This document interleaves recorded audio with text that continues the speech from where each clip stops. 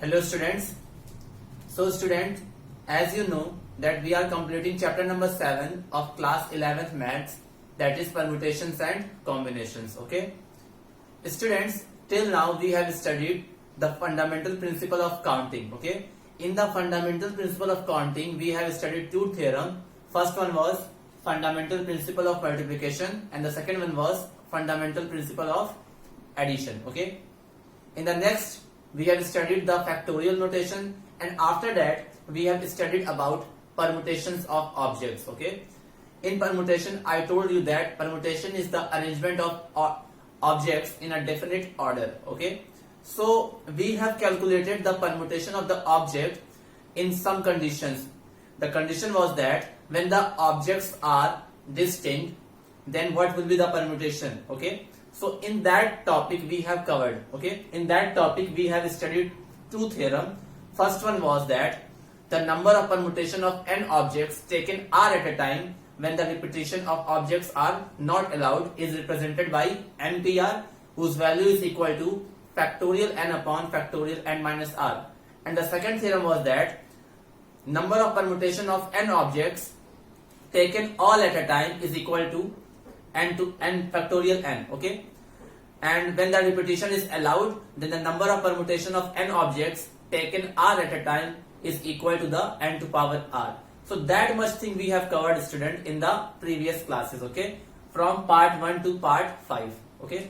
So today, students, means whatever thing I told you now, that much thing we have covered. In the last part, that means part number 5, we have covered the theorem that when the objects are distinct, so the number of permutations of n different objects taken r at a time will be equal to n to power r. Okay, this thing we have covered in the last class. Okay, so today, student, we will cover the permutations when all the objects are not distinct. अभी तक जो theorem हम लोगों ने पढ़ा है वो तब पढ़ा है, वहां पे कंडीशन ये थी permutations of all the objects when the objects are distinct, मतलब कि वहां पर objects distinct थे तब हम लोगों ने दो थ्योरम पढ़ा था.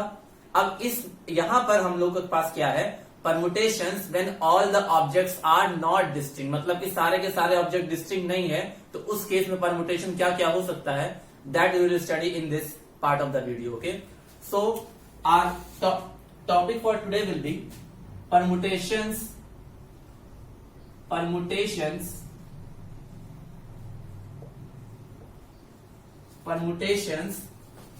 when all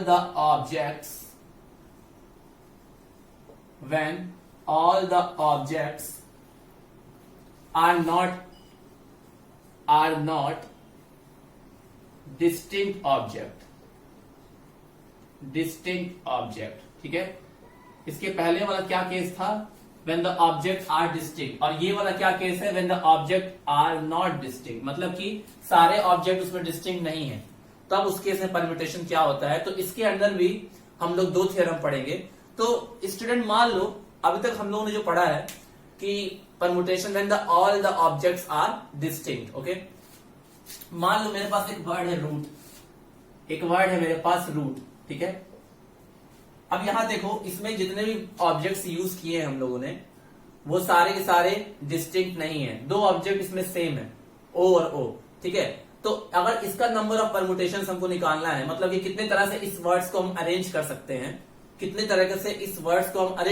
हैं, अरेंजमेंट ही परम्यूटेशन कहलाता है. तो अगर क्वेश्चन ये पूछता है find the number of arrangement that can be possible of the word root, so how will you solve it. Okay, तो हमने पढ़ा है कि जब ऑब्जेक्ट डिस्टिंक्ट होते हैं और अगर n ऑब्जेक्ट है और r को हम लोग एट ए टाइम लेते हैं, तो जो परम्यूटेशन होता है वो npr होता है. ठीक है, when the objects don't repeat. मान लो कि मैंने इस दोनों o को सेम o नहीं माना, अलग अलग माना, मतलब कि मैंने मान लिया this one is o1 and this one is o2. Suppose मैंने इसको ऐसे डिफरेंट ऑब्जेक्ट ट्रीट किया. फॉर एग्जांपल, तो अगर आपके पास 4 लेटर के वर्ड है और आपको 4 लेटर के वर्ड को अरेंज करना है, कैसे, सभी को एक साथ लेके, means you have 4 letter word and you are taking them all at a time means 4 है और चारों को ले रहे हो आप. तो मैंने बताया था जो परम्यूटेशन का वो फॉर्मूला होता है वो NPR होता है. ठीक है, जहां पे number of permutation of n objects taken are at a time.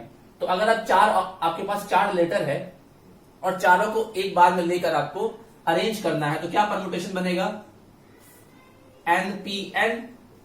और अगर 4 ऑब्जेक्ट्स है और आपने 4 को लिया है तो वो फैक्टोरियल 4 के बराबर होता है, ठीक है, फैक्टोरियल 4 के बराबर होता है। उनका अरेंजमेंट कितनी तरह से निकाल सकते हैं हम लोग, फैक्टोरियल 4 की तरीके से।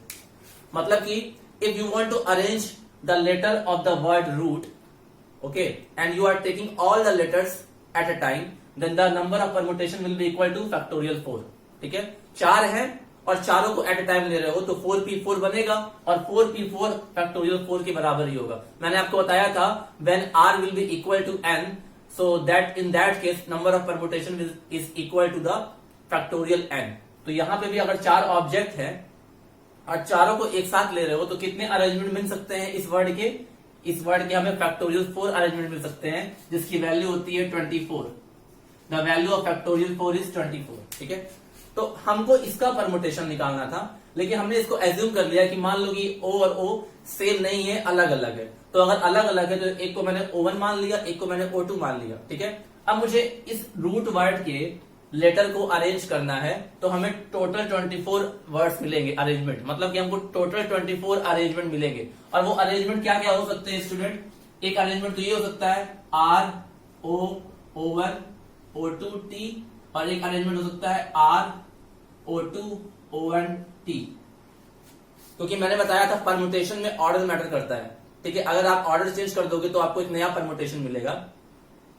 हमको निकालना था रूट का कि कितने नंबर ऑफ अरेंजमेंट पॉसिबल है रूट के, लेकिन हमने क्या किया कि इस डबल O को मैंने डिफरेंट O मान लिया इसको O1, इसको मान लिया O2। अब मेरे पास 4 डिस्टिंक्ट है ना, 4 डिस्टिंक्ट वर्ड है, और अगर 4 डिस्टिंक्ट वर्ड है और आपको सभी को एक साथ लेना है तो उनको कितने तरीके से अरेंज कर सकते हो आप, फैक्टोरियल 4 तरीके से, दैट इज 24, ठीक है। लेकिन एक बात बताओ, हमने माना है कि O1 और O2 अलग अलग हैं, लेकिन क्वेश्चन में तो O1 और O2 सेम है ना, क्वेश्चन में O1 और O2 सेम है। तो एक बात बताओ, अगर O1 और O2 सेम रहेंगे तो क्या बनेगा, ROOT, यही तो बनेगा। जब मैंने डिस्टिंक्ट लिया था तो मुझे 2 परमुटेशन मिला, और जब मैं सेम ले रहा हूं तो मुझे कितना परमुटेशन मिल रहा है, 1, मतलब बटे तो मिला है। यहाँ ये देखो, ये तब था जब द ऑब्जेक्ट्स आर डिस्टिंक्ट, और ये कब है, when the object are not distinct, okay.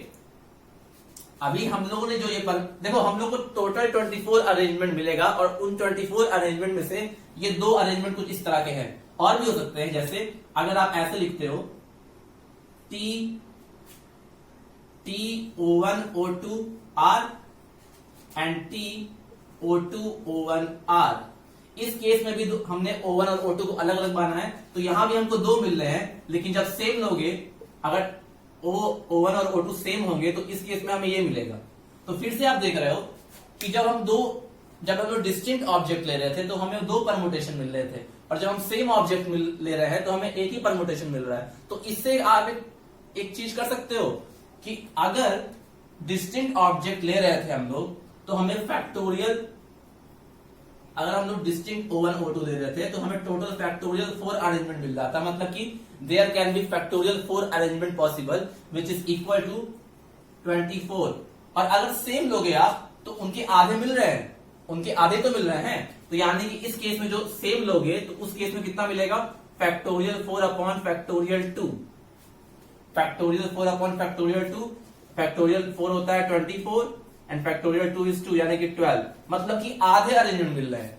तो इससे क्या पता चला आपको कि अगर कोई ऑब्जेक्ट सेम है और वो बहुत बार आ रहा है तो आप एक काम करो, पहले सभी का अरेंजमेंट निकाल लो डिस्टिंक्ट मान के, और जो भी लेटर, जो भी वर्ड रिपीट कर रहा है उतने फैक्टोरियल से आप डिवाइड कर दो, उसका परमुटेशन वही होगा, ठीक है। जैसे कि मैंने एग्जांपल लिया, मैंने मान लिया कि यहां पर O1 और O2 अलग अलग हैं, ठीक है। O1 और O2 यहाँ पे अलग अलग है, तो अगर अलग अलग है तो 4 अलग वर्ड है और चारों को आपको एट अ टाइम लेना है, तो कितने परमुटेशन मिल सकते हैं, 24, यानी कि फैक्टोरियल 4 के बराबर, ठीक है, ठीक है। तो उन्हीं 24 अरेंजमेंट में से, इन्हीं 24 अरेंजमेंट में से मैंने ये कुछ 4 लिखे हैं, 1 2 3 4, ऐसे बहुत सारे होंगे, मतलब कि 24 होंगे। ऐसे तो मैंने केवल 4 ही लिखा है, ऐसे बहुत सारे होंगे, ठीक है। उनका ऑर्डर चेंज करके लिखोगे तो आपको बहुत सारे अरेंजमेंट मिलेंगे।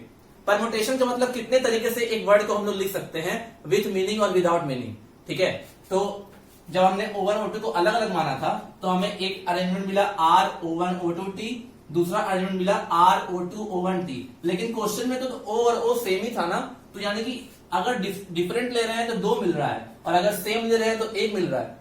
ये 1 इसलिए मिल रहा है क्योंकि यहाँ पे 2 O है और दोनों O एक ही ऐसे हैं। तो यानी कि जितने भी आपको डिस्टिंक्ट में मिल रहे हैं उसको आप किससे डिवाइड करोगे, उस लेटर के नंबर ऑफ फैक्टोरियल से जितनी बार वो आया है। जैसे कि यहां पर O 2 बार आ रहा है तो नंबर ऑफ परमुटेशन को, टोटल नंबर ऑफ परमुटेशन को आप फैक्टोरियल 2 से डिवाइड कर दोगे। मान लो यही वर्ड ये होता, मान लो ये वर्ड होता, ठीक है।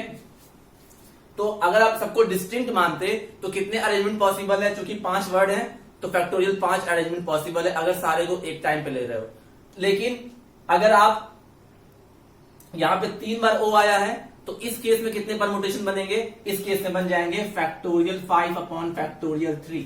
मतलब कि O 3 बार आ रहा है तो फुल अरेंजमेंट को आप नंबर ऑफ फैक्टोरियल से डिवाइड कर दो जितनी बार अ पर्टिकुलर वर्ड रिपीट कर रहा है। तो ये है कि जब ऑब्जेक्ट्स डिफरेंट नहीं होते हैं तब। तो बेसिकली मैंने ये इसलिए बताया है आपको। आप यहां से देख पा रहे होगे कि जब ऑब्जेक्ट्स को डिस्टिंक्ट ले रहे थे तो हमें किसी अरेंजमेंट का 2 परमुटेशन मिल रहा था, और जब उसी ऑब्जेक्ट को सेम मान ले रहे थे तो हमें उसका आधा मिल रहा था।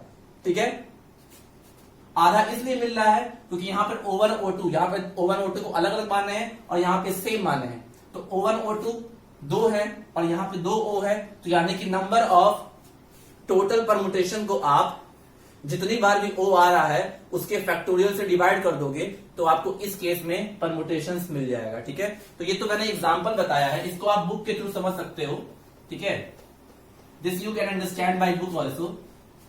ये जो मैंने लिखा था ना अलग मान के, ये अलग टोटल 24 बनेंगे जब आप अलग मानोगे तब, और जब सेम मानोगे तो उस केस में आधे हो जा रहे थे। तो थ्योरम, इसी से रिलेटेड जो थ्योरम है हमारा वो क्या है, देखिए थ्योरम क्या है student,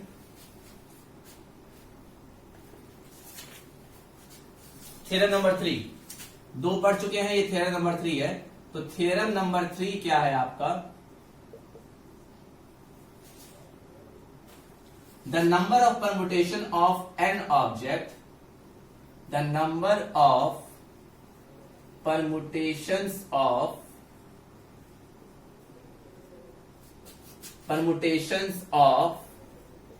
an objects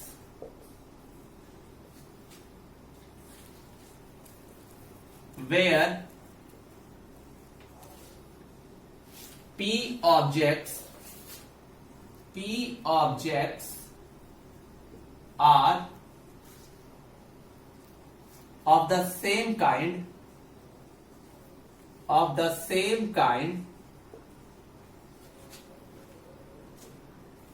and rest are different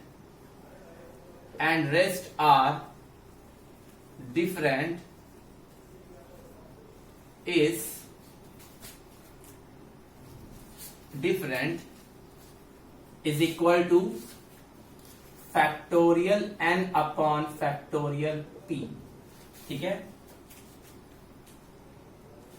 इसी से रिलेटेड एक थ्योरम है, बिल्कुल यही है। मान लो तो यहां पर क्या है कि एक ही तरह का जो ऑब्जेक्ट था वो p टाइम्स सेम काइंड। अब देखो number of permutation of n object, मतलब कि n ऑब्जेक्ट का परमुटेशन जहां पर p ऑब्जेक्ट एक तरह के हैं, p ऑब्जेक्ट एक तरह के हैं, मतलब जैसे कि मान लो रूट था, रूट, ठीक है, रूट, यहां पे देखो 4 लेटर हैं, तो इन सारे लेटर का परमुटेशन क्या होगा, यहां पर कौन सा लेटर रिपीट कर रहा है, यहां पर एक O एक लेटर है जो कि दो बार आया है। ठीक है, तो यहां पे एक ही तरह के 2 लेटर आए हैं, तो वहां पे P कितना हो जाएगा 2। तो इस केस में जब नंबर ऑफ परमुटेशन होगा वो फैक्टोरियल 4 क्योंकि n ऑब्जेक्ट्स हैं और P objects are one kind. कितने ऑब्जेक्ट्स एक तरह के हैं, 1 2 ऑब्जेक्ट्स एक तरह के हैं, दैट इज ये फॉर्मूला है हमारा। तो टोटल ऑब्जेक्ट है 4 और एक तरह के कितने ऑब्जेक्ट है, 2, सेम काइंड के 2 ऑब्जेक्ट है, यानी कि O टाइप के कितने ऑब्जेक्ट हैं 2, तो P की जगह फैक्टोरियल 2, तो वही आंसर आ जाएगा, कितना आ जाएगा 12। ठीक है, तो ऐसे ही समझो इसको कि अगर n ऑब्जेक्ट्स हो जिसमें से p ऑब्जेक्ट एक तरह के हैं, p ऑब्जेक्ट मतलब कि काउंट कर लोगे कितने हैं। p ऑब्जेक्ट देखो यहां पे रूट वर्ड है, तो जो p मतलब है कि देखो एक और दो, चार ऑब्जेक्ट है, उसमें से दो ऑब्जेक्ट एक तरह के हैं, तो दो ऑब्जेक्ट वो क्या होगा, वो p होगा। दो ऑब्जेक्ट वो क्या होगा, p होगा। तो दो ऑब्जेक्ट एक तरह के हैं तो इनका जो नंबर ऑफ परमुटेशन होगा वो होगा फैक्टोरियल 4 अपॉन फैक्टोरियल 2।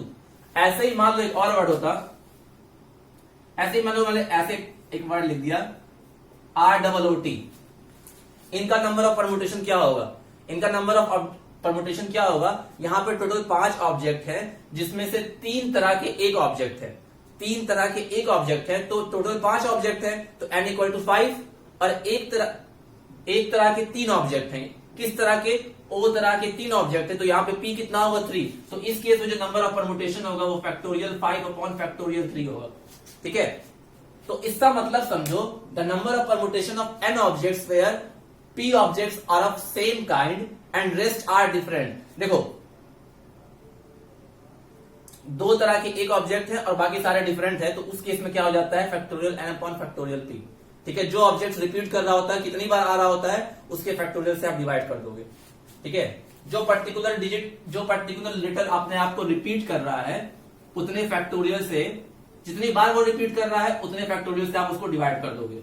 यही फॉर्मूला है। ठीक है, इसी का एक्सटेंशन फॉर्मूला है कि the number of objects, the number of permutations, the number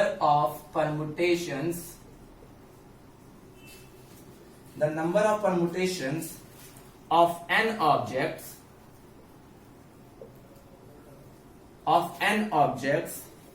where p1 objects are of same type, p1 objects are of one kind,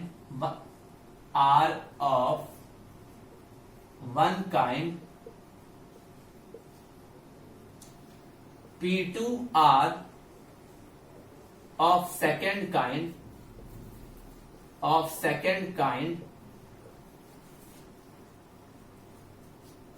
dash dash dash, pk are of kth kind, मतलब कि कुछ भी हो सकता है, कहीं तक भी जा सकता है, कितने भी ऑब्जेक्ट हो सकते हैं एक तरह के kind,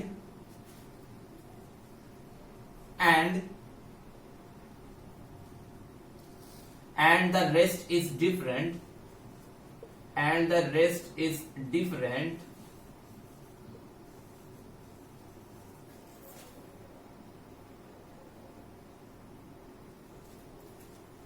is equal to factorial n upon factorial p into factorial p2 into factorial p3 into and so on factorial pk।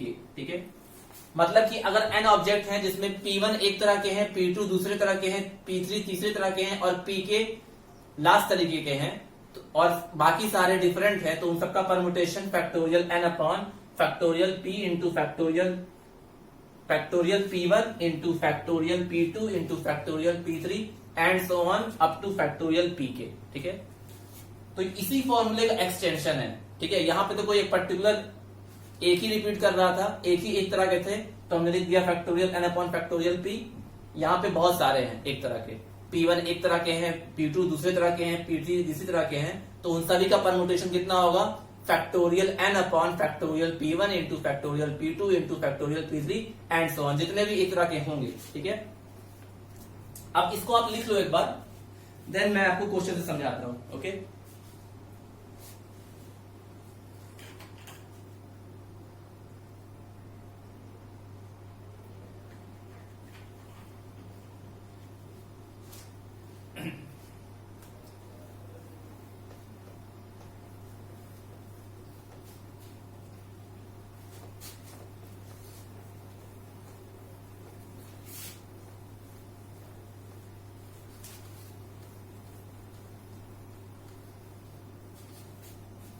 जैसे क्वेश्चन देखो student, find the number of permutation find the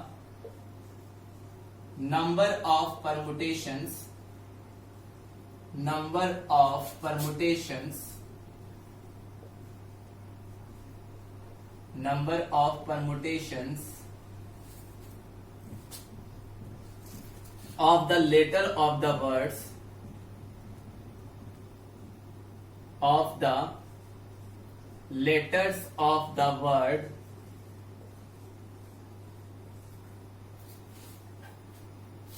Allahabad.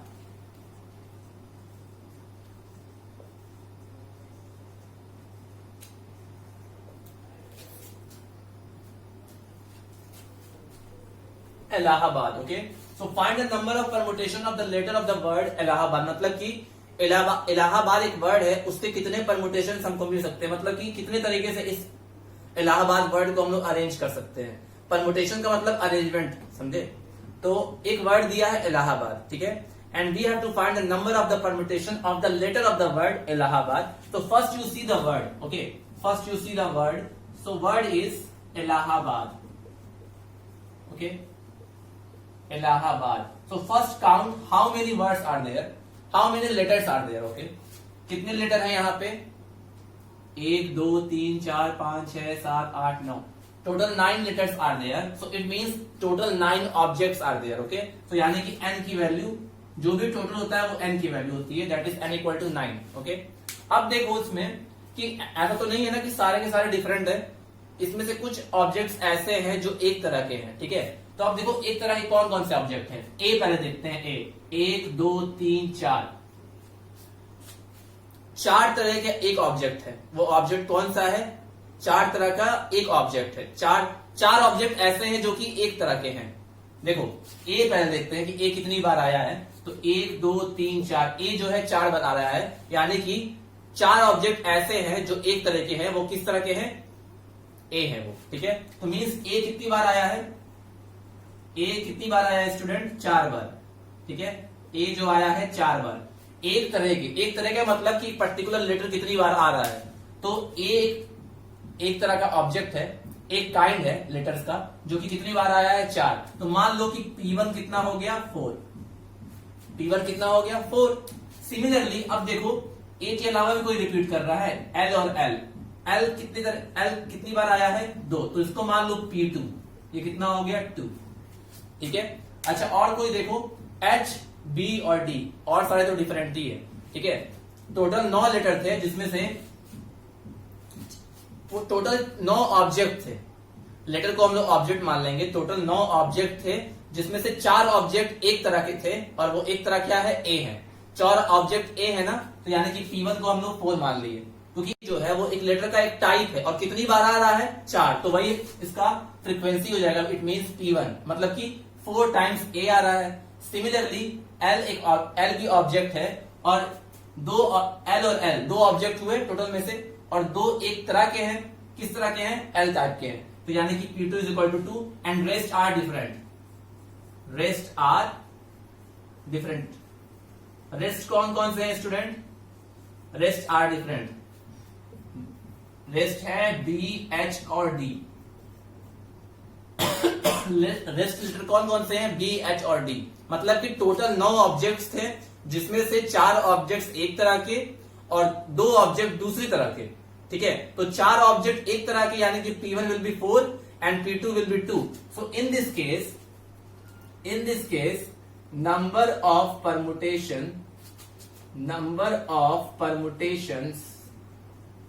permutations of the letter of word Allahabad is equal to, we know na, factorial n upon factorial P1 into factorial P2, क्योंकि दो तरह के ही P1 P2 क्या है, 4 object एक तरह के और 2 ऑब्जेक्ट दूसरे तरीके के। तो कैसे सॉल्व करेंगे, factorial 9 upon factorial 4 into factorial 2, this will be the answer, ठीक है। इसको चाहो तो आप सॉल्व कर लो। फैक्टोरियल 9 को क्या लिख सकते हैं हम लोग, 9 into 8 into 7 into 6 into 5 into factorial 4, ये मैंने बताया था आपको, एंड फैक्टोरियल 4 इंटू फैक्टोरियल 2 को फैक्टोरियल 2 ही लेने दे रहे हैं, तो factorial 4 cancelled, and 9 into 8 into 7 into 6 into 5, and the value of factorial 2 will be 2. So this will be cancelled. So after solving, student, we will get 7560. ठीक है? So 7560 number of permutations we can get of the letter of the word Allahabad. ठीक है? मतलब करना क्या है आपको, इसका याद करने का तरीका, जितने ऑब्जेक्ट्स हैं उनको काउंट कर लो, that will be your N, और देखो कि कोई सा लेटर कितनी बार आया है, उतने ही फैक्टोरियल से आप डिवाइड कर दो. ठीक है, जैसे यहाँ पे ए 4 बार आया था और एल 2 बार आया था, तो हमने टोटल, हमारे पास 9 ऑब्जेक्ट्स थे, तो फैक्टोरियल 9 अपॉन ए 4 बार आया था, फैक्टोरियल 4 इंटू फैक्टोरियल 2. ठीक है, ये है फॉर्मूला. मतलब कि अगर आप थ्योरम याद रखोगे, थ्योरम क्या था, number of permutations of N objects where P1 objects of one kind, P1 objects मतलब इस 9 में से कितने ऑब्जेक्ट एक तरह के हैं, 1 2 3 4 ऑब्जेक्ट एक तरह के हैं और 2 ऑब्जेक्ट दूसरे तरीके के हैं. 4 ऑब्जेक्ट एक तरीके कैसे हैं, वो 4 ऑब्जेक्ट ए है और 2 ऑब्जेक्ट एल है. तो जितने हैं, जितनी फ्रीक्वेंसी है, आप उतने नंबर ऑफ फैक्टोरियल से आप टोटल नंबर ऑफ परम्यूटेशंस को डिवाइड कर दोगे तो आपको नंबर ऑफ परम्यूटेशंस मिल जाएगा. टोटल परम्यूटेशन फैक्टोरियल 9 हुआ और एक तरह के 4 थे, तो फैक्टोरियल 4 से भी डिवाइड कर दिए और फैक्टोरियल 2 से भी डिवाइड कर दिए, क्योंकि ए और एल एक से ज्यादा बार आया था और बाकी सारे डिफरेंट ही हैं. एच बी डी टोटल 9 थे, 4 2 6 और 3 9, तो यानी कि 4 जो थे एक तरह के, 2 जो थे वो दूसरे तरह के और बाकी 3 जो थे वो डिफरेंट थे. तो फॉर्मूले के हिसाब से यही होगा आंसर. ठीक है,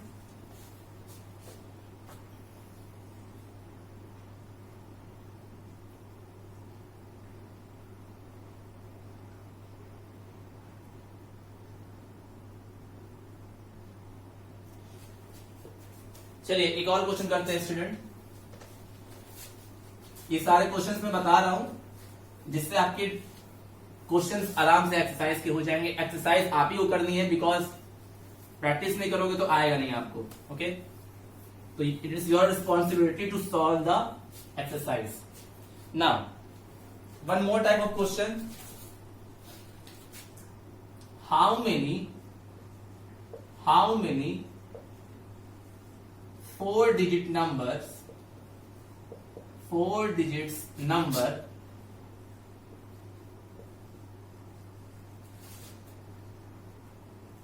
can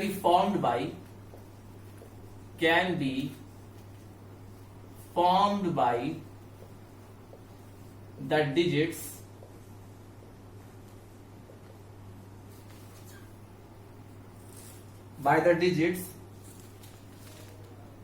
by using the digits, student, by using the digits 1 to 9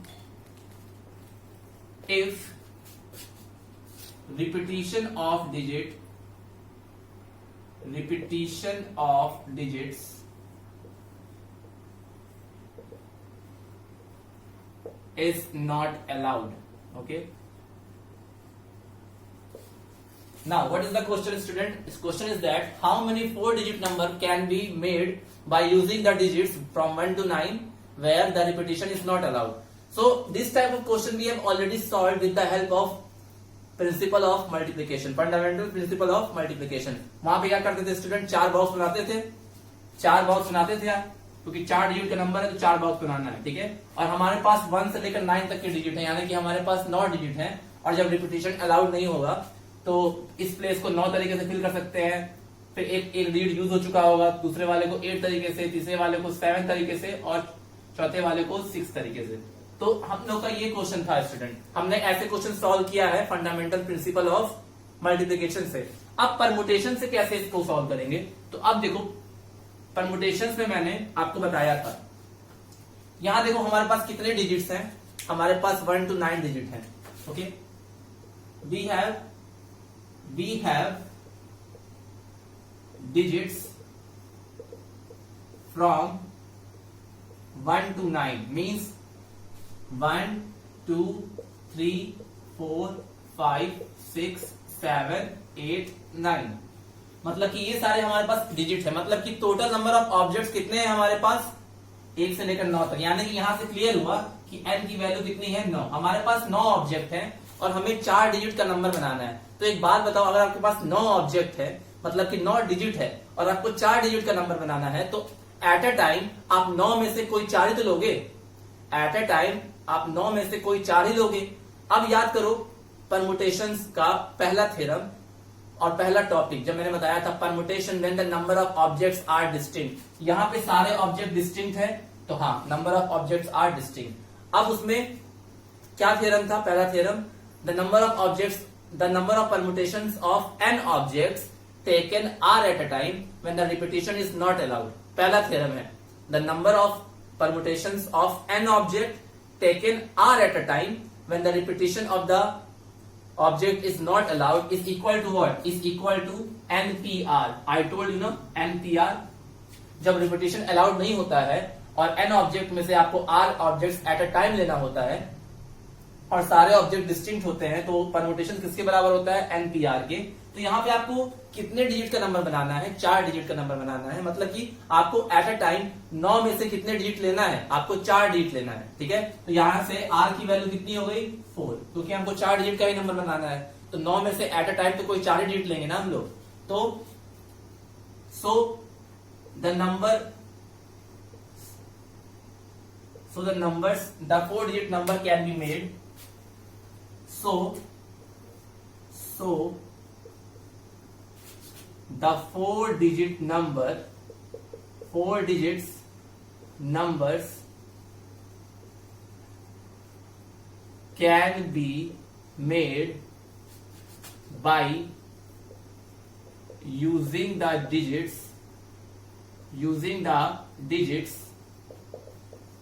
from 1 to 9 will be equal to NPR। ये होता है formula, the number of permutations of n objects taken are at a time when the objects don't repeat and all the objects are distinct is equal to NPR, and we know that NPR is equal to factorial n upon factorial n minus r। ठीक है, तो put the value of n and r, so n is factorial 9 and this will be 9 minus 4 factorial, so it will come factorial 9 upon factorial 5। ठीक है, factorial 9 upon factorial 5। अब मैंने बताया है ना कि अगर ऊपर नीचे या साइड में कभी फैक्टोरियल दिखे आपको, तो सॉल्व कैसे करते हैं, आप बड़े वाले को छोटे वाले की फैक्टोरियल के टर्म्स में कन्वर्ट कर दो। तो यहां से फैक्टोरियल 9 को हम क्या ले सकते हैं, 9 into 8 into 7 into 6 into factorial 5, और नीचे तो फैक्टोरियल 5 है ही, तो फैक्टोरियल 5 हो जाएगा cancel, and the answer will come 3024। ठीक है, सो मीन्स इतने नंबर हम लोग बना सकते हैं, इतने नंबर हम लोग 4 डिजिट के बना सकते हैं। ठीक है, इन नंबरों की मदद से। मैं फिर से रिपीट कर दे रहा हूं, हमारे पास 9 डिजिट थे, तो यानी कि हमारे पास 9 जो डिजिट थे वो सारे के सारे डिस्टिंक्ट थे, क्योंकि 1 से लेकर 9 तक सारे नंबर अलग अलग होंगे, तो यानी कि डिस्टिंक्ट ऑब्जेक्ट है। तो जब 9 ऑब्जेक्ट है तो टोटल नंबर ऑफ ऑब्जेक्ट कितने हो गए, 9, that is n equal to 9। और आपको इन 9 ऑब्जेक्ट्स की मदद से 4 डिजिट का नंबर बनाना है। तो इसका मतलब ये हुआ कि एट अ टाइम आप केवल 4 डिजिट यूज करोगे, तो मतलब कि 9 में से केवल 4 ही लोगे, तो यानी कि r की वैल्यू कितनी हो जाएगी, 4। बताया था ना, when you are taking r at a time, तो कितने डिजिट्स को लोगे आप, 4 डिजिट को। So here the value of r will be 4, और repetition of the digit is not allowed. So in this case में नंबर ऑफ परमुटेशन किसके बराबर होता है, NPR के, and the formula of NPR is equal to factorial n upon factorial n minus r। We have put all the values and we have solved that, so we got the result 3024। आप इसको fundamental principle of multiplication से करते तब भी आ जाता, जैसे मैंने exercise 7.1 में बताया था। ठीक है, तो दोनों मेथड से हो जाएगा, अगर आप परम्यूटेशन का कॉन्सेप्ट याद भी रखोगे तब भी हो जाएगा। ठीक है, so please note down it.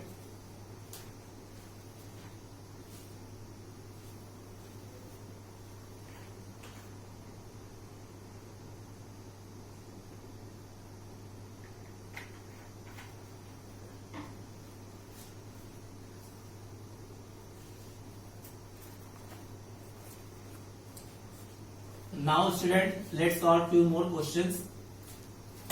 One more part I will make for permutations so that many questions we can solve so that your doubts will be clear. Okay. एक पार्ट मैं और बनाऊंगा इस परमुटेशन का, उसके बाद हम लोग कॉम्बिनेशन स्टार्ट करेंगे. ओके. आपके एग्जाम में केवल परमुटेशंस तक ही आएगा student. If you will watch the video then you can watch up to permutations only. Okay. Suppose student you got this type of question that find the value of n, find the value of n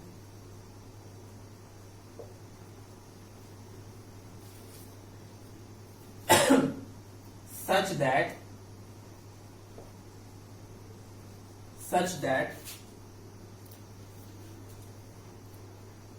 np5 is equal to 42 into np3 where n is greater than 4. So in this case you have to find the value of n. ठीक है student. Suppose ऐसा question दिया है आपके पास, तो आप कैसे solve करोगे? देखो np5 मतलब permutation of n object taken 5 eight a time, and here np3 मतलब permutation of n objects taken 3 at a time. So we know now the formula of NPR is what? The formula of NPR is factorial n upon factorial n minus r. So apply that formula in this expression. So we will get factorial n upon factorial n minus 5 is equal to 42 into, between them no sign is there, so it means that there will be multiply sign. So 42 into factorial n upon factorial n minus 3. ठीक है. Now students see, in both side factorial coming, so we can cancel it. Okay. हम इसको cancel कर सकते हैं क्योंकि दोनों side के न्यूमरेटर में फैक्टोरियल n आ रहा है, तो वी कैन कैंसिल इट. ठीक है. जैसे कि अब ऐसा होता है 2 by a is equal to 2 by b, तो आप दोनों साइड से 2 कैंसिल कर देते हो ना, वैसे ही है ये. Okay. Now so what will left student? What will left? Here will be 1 upon n minus 5 factorial, and here will be 42 into 42 upon n minus 3 factorial. ठीक है. Now do cross multiplication. So here will come n minus 3 factorial, and here will come 42 into n minus 5 factorial. Now see student, n minus 3 and n minus 5 दोनों में से कौन सा बड़ा factorial है? n minus 3 factorial बड़ा है या n minus 5 फैक्टोरियल बड़ा है? तो n minus 3 factorial n minus 5 से बड़ा होगा. ऑब्वियस सी बात है. अगर मान लो n 10 होता तो 10 minus 3 7 होता और 10 minus 5 5 होता, तो 10 minus 3 7 वाला 5 से बड़ा होता. Similarly n minus 3 factorial is greater than n minus 5. तो हम किसी भी बड़े फैक्टोरियल को छोटे फैक्टोरियल में कन्वर्ट कर सकते हैं. ठीक है. अच्छा, हमको पता है कैसे कन्वर्ट करते हैं. मान लो फैक्टोरियल 4 है, तो 5 बाहर जाएगा तो कितना बचेगा? फैक्टोरियल में केवल 4 बचेगा. ऐसे ही अगर फैक्टोरियल 4 को भी चेंज करना है तो 4 आएगा बाहर, तो क्या बचेगा? फैक्टोरियल 3. ऐसे ही आपको अगर फैक्टोरियल 3 में से 3 को बाहर करना है तो क्या बचेगा? फैक्टोरियल 2. ये हमको पता है कि factorial n equal to n into factorial n minus 1. This formula we know. I told you this formula. So apply this formula here also. क्या करो, आप n माइनस 3 को छोटे वाले फैक्टोरियल में कन्वर्ट कर दो, और दोनों को देख के लग रहा है कि इन दोनों में से बड़ा ये है, तो हमको इसको इसके टर्म्स में कन्वर्ट करना है. ठीक है. अब इस फैक्टोरियल में से मान लो n माइनस 3 बाहर आएगा, तो फैक्टोरियल के अंदर क्या बचेगा स्टूडेंट? फैक्टोरियल के अंदर बचेगा n माइनस 4. इससे एक कम, इससे एक का मतलब n minus 3 minus 1, so it will be n minus 4. और इसको आप एज इट इज रहने दो, क्योंकि इसको कुछ नहीं करना है, क्योंकि हम n माइनस 3 को n माइनस 5 में कन्वर्ट करना है. ठीक है. अब फिर से अगर मैं यहां से n माइनस 4 बाहर ले लूं तो क्या आ जाएगा? n minus 3 into n minus 4, और क्या बचेगा? ब्रैकेट में n माइनस 5 फैक्टोरियल, और इधर भी 42 into n minus 5 factorial. So these two will be cancelled. These two will be cancelled. Okay. So now what will left here? Here will left n minus 3 into n minus 4, और इधर क्या बचेगा 42, क्योंकि n minus 5 factorial दोनों side से cancel हो गया। अब इसको मल्टीप्लाई करो, तो n स्क्वायर माइनस, मल्टीप्लाई करने पर n square minus 7n plus 12 आएगा इक्वल टू 42। अब इस 42 को इधर ले आइए, so n square minus 7n plus 12 minus 42 equal to 0। So n square minus 7n minus 30 is equal to 0। ठीक है, अब आपको मिड टर्म स्प्लिटिंग पता ही है, तो जब आपको इसको मिड टर्म स्प्लिट करोगे तो n square minus 10n plus 3n minus 30 will come. Okay, so from here we can take n common, so n minus 10, and from these two we can take 3 common, so n minus 10 equal to 0. So what we will get, n minus 10 and n plus 3 equal to 0. One by one, when you will equate these two bracket equal to 0, so one value will come n equal to 10 and the next value will come n equal to minus 3. But in the question it is given that n is greater than 4. n is greater than 4, so we will not take this value, we will take this value, so answer will be n equal to 10. ठीक है, answer will be n equal to 10.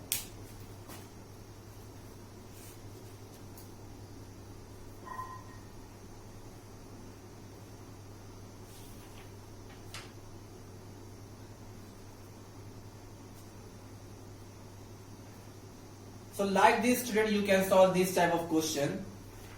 Okay, it is very easy question and you can do it easily. What we have done, first we have applied the formula of permutation, that is NPR is equal to factorial n upon factorial n minus r. So in this side as well as this side we have applied the formula of permutation. So here comes factorial n upon factorial n minus 5 and here comes 42 into factorial n upon factorial n minus 3. So in both sides factorial n will be cancelled. So here we left 1 upon n minus 5 factorial and this side we left 42 upon n minus 3 factorial. Now we will see out of n minus 5 factorial and n minus 3 factorial which one is greater. So n minus 3 is greater. So what we will do, we will convert the larger factorial in terms of the smaller factorial.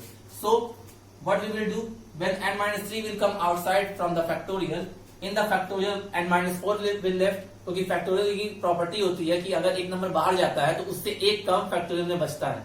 ये वाला formula, this formula you should know, factorial n equal to n into factorial n minus 1। तो this we have applied here, यहाँ पर हमने apply किया। तो n minus 3 factorial, जब इसमें से n माइनस 3 बाहर आएगा तो फैक्टोरियल में n माइनस 4 बचेगा। ऐसे ही जब n माइनस 4 बाहर आएगा तो फैक्टोरियल में n माइनस 5 बचेगा। तो अब दोनों साइड फैक्टोरियल n माइनस 5 आ गया, they both will be cancelled. ये हमने इसीलिए कन्वर्ट किया था ताकि दोनों साइड से n माइनस 5 कैंसिल हो जाए। उसके बाद इन दोनों को मल्टीप्लाई किया, तो we got n square minus 7n plus 12 equal to 42। So after solving we got the two values of n, that is n equal to 10 and n equal to minus 3. Because n is greater than 4, so n equal to minus 3 we will not take. So the answer for this question will be n equal to 10. Okay. So like this student, you have to do this type of question. So student, up to question number 7.3 up to question number 7 you can easily solve. Okay, few questions are left and few very important questions are given in your book also, so that I will discuss in the next part of the video. So what do, whatever things I taught you today, revise it, okay, and solve the question which is given in your exercise as well as in the example. Okay, few more questions I will solve on the permutations, then we will switch on combinations. Okay, so I hope it is clear to you. So that's all for today. Whatever thing is left, that we will continue in the next part. So till then students, have a nice day, take care, thank you.